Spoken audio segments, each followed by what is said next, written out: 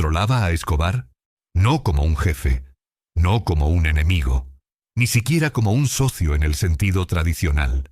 Pero si entendemos el poder como la capacidad de influir en una decisión antes de que sea tomada, entonces la respuesta empieza a incomodar, porque Pablo Escobar era impulsivo. Reaccionaba con el estómago, con el orgullo, con la rabia, y justamente por eso necesitaba a alguien que pensara cuando él no quería pensar. Ese hombre era Gustavo Gaviria. No hablaba fuerte, no aparecía en los titulares, no disfrutaba de la violencia, y aún así estaba presente en casi todas las decisiones que definieron el ascenso del Cartel de Medellín. Mientras Escobar veía oportunidades inmediatas, Gustavo veía consecuencias. Mientras Escobar quería avanzar, Gustavo preguntaba si era el momento. Mientras Escobar pensaba en poder, Gustavo pensaba en sostenibilidad. Esa diferencia no era menor. Era estructural. Gustavo no controlaba a Escobar con órdenes. Lo hacía con dudas, dudas plantadas en el momento exacto, preguntas incómodas, silencios estratégicos. Cuando Escobar decía, hagámoslo, Gustavo no decía, no. Decía, ¿y después qué? Y esa simple pregunta evitó guerras prematuras, errores innecesarios y decisiones que habrían acelerado el colapso del imperio mucho antes de lo que ocurrió. Porque hay algo que pocas veces se dice.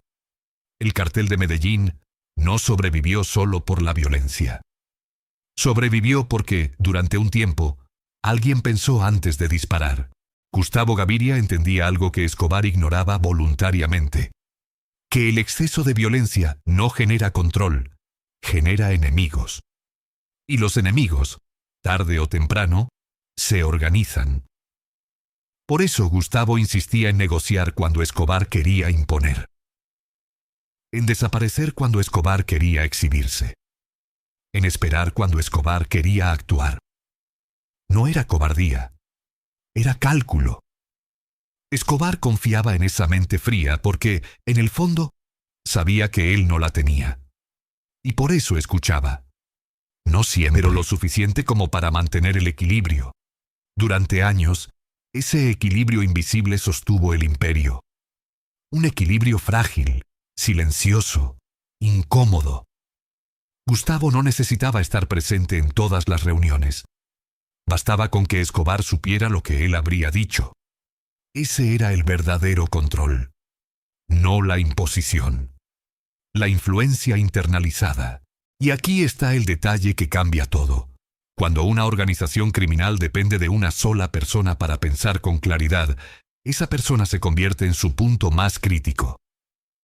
Gustavo Gaviria era ese punto. No era el cerebro único, pero era el filtro.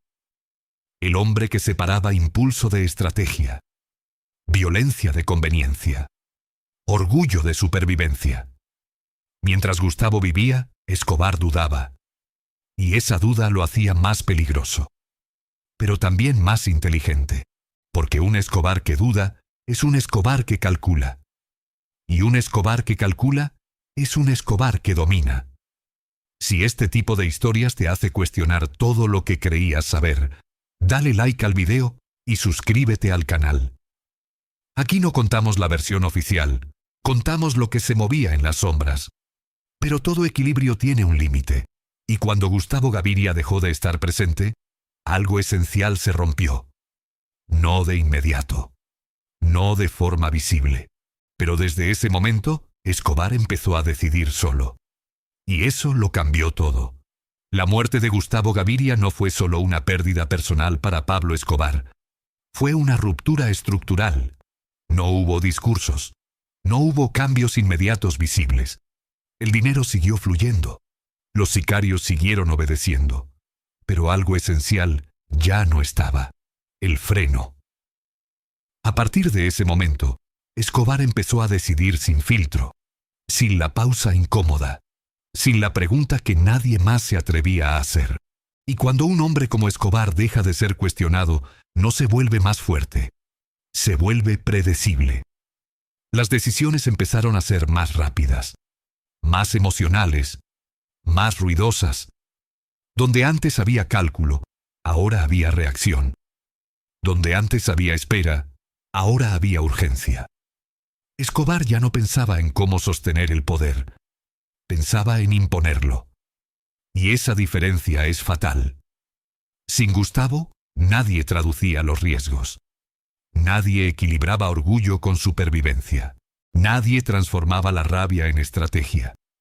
Los errores comenzaron a acumularse. Atacar cuando era mejor desaparecer. Exhibirse cuando convenía el silencio. Responder con violencia donde antes bastaba una negociación. Cada decisión parecía lógica en el momento, pero juntas formaban un patrón peligroso.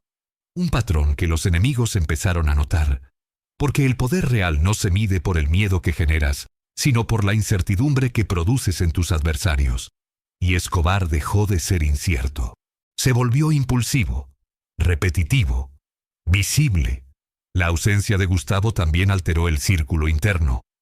Ya no había una figura capaz de decir, espera. Los que quedaban competían por agradar, no por cuestionar. Y cuando todos dicen que sí, el líder camina directo al abismo. Escobar comenzó a confiar más en la fuerza que en la inteligencia. Más en el castigo que en la anticipación.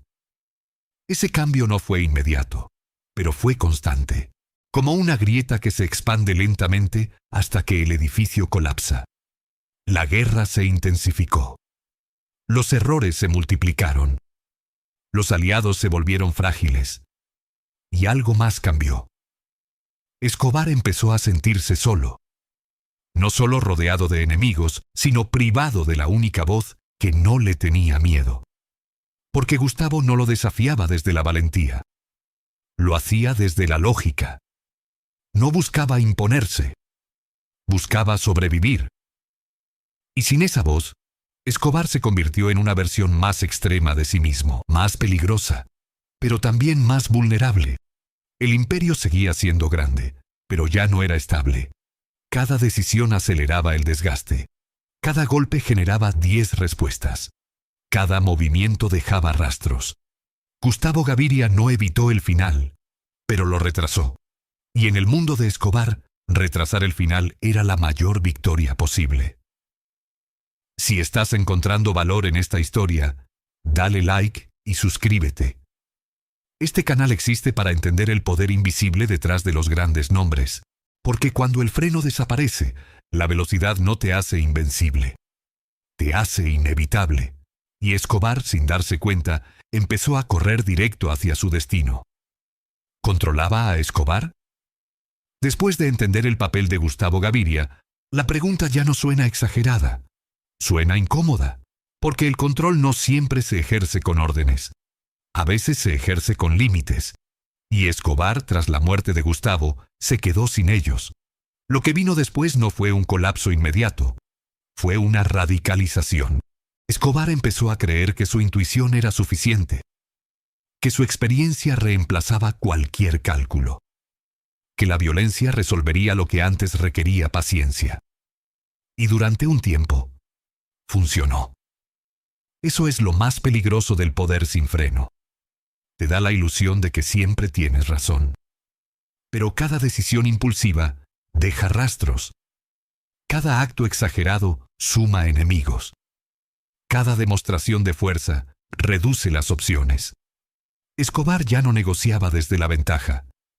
Lo hacía desde la necesidad. Y sin darse cuenta, empezó a confundir respeto con miedo.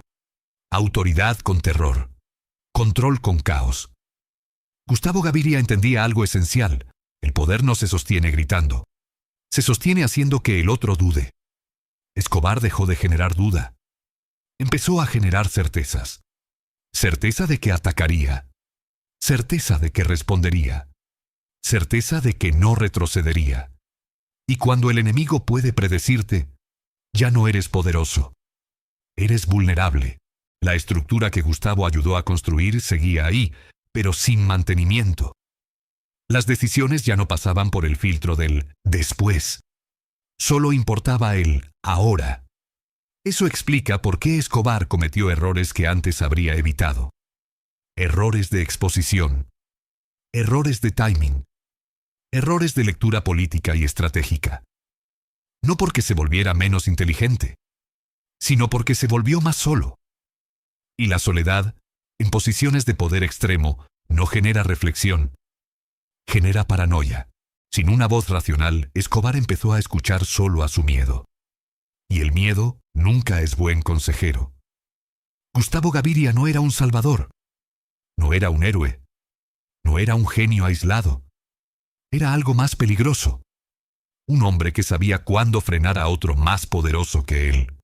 Ese tipo de influencia no se impone, se gana, y Escobar se la había concedido. Por eso, cuando Gustavo murió, no solo desapareció un socio, desapareció una forma de pensar. Escobar siguió siendo temido, pero dejó de ser estratégico. Siguió siendo rico, pero dejó de ser invisible.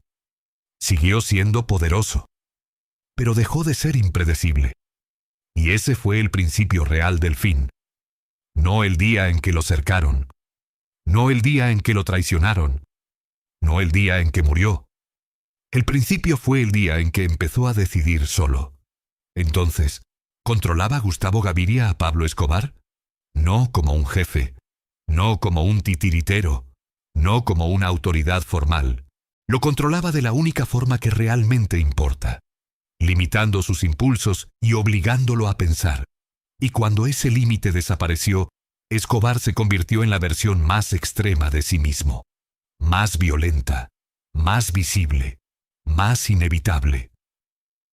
Si este cierre te dejó pensando, apoya el canal con un like y suscríbete. Aquí analizamos el poder desde donde casi nadie mira. Porque las historias más importantes no siempre se cuentan con balas. A veces se cuentan con silencios. Y el silencio que dejó Gustavo Gaviria todavía se siente en cada decisión que vino después.